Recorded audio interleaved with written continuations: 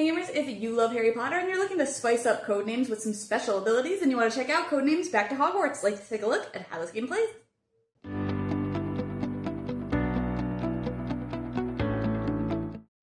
If you've played any version of Codenames before, the basic gameplay will be very similar to you, but basically in this game there will be two teams, and one player on each team will be, in this case, the prefect, which will be looking at the map card and giving clues to their first years or their team.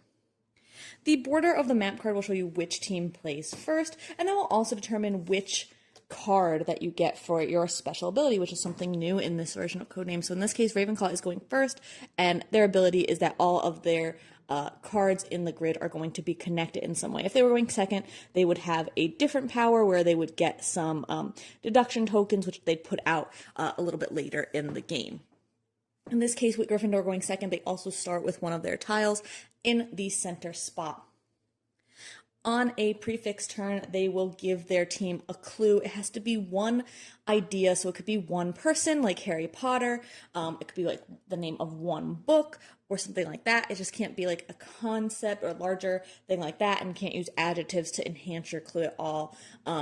So, for example, I was on the Gryffindor side. I might say animals 3, because I have a bunch of different animal cards that could be guessed. If they are guessed, then I would go ahead and cover them up with my tiles. Same thing for Ravenclaw. If they were guessing some of their tiles, then they would go ahead and cover those up as well. And of course, the goal is to be the first team to cover up all of your cards. At the same time, you never want to have your team guess the what is normally referred to as the assassin. That will be, in this case, Argus Filch. And if you do touch that card, then your team has lost the game, and the other team will win, even if they haven't guessed all of their clues. And the first team that covers all their clues will win the game.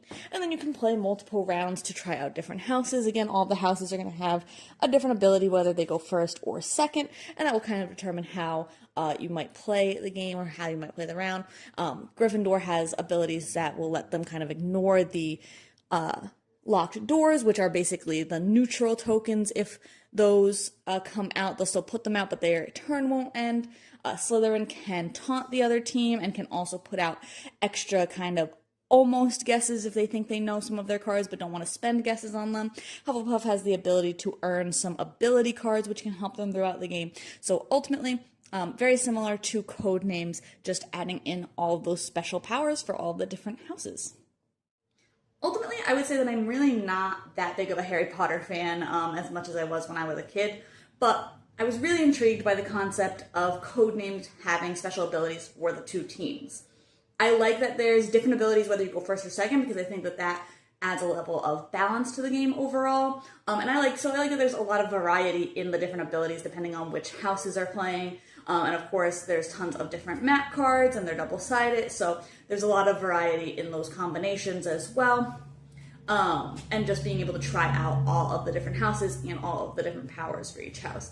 So I think that it is definitely a really cool twist on Codenames in general. I also like having the pictures and the words on the cards, which is kind of, I think, how most of the newer sets of Codenames are. I really like the ability to kind of switch between them or try different things using those actual image cards for the grid, and there's a lot of cards in the game as well, so very little chance that you'll have two games that are very similar at all.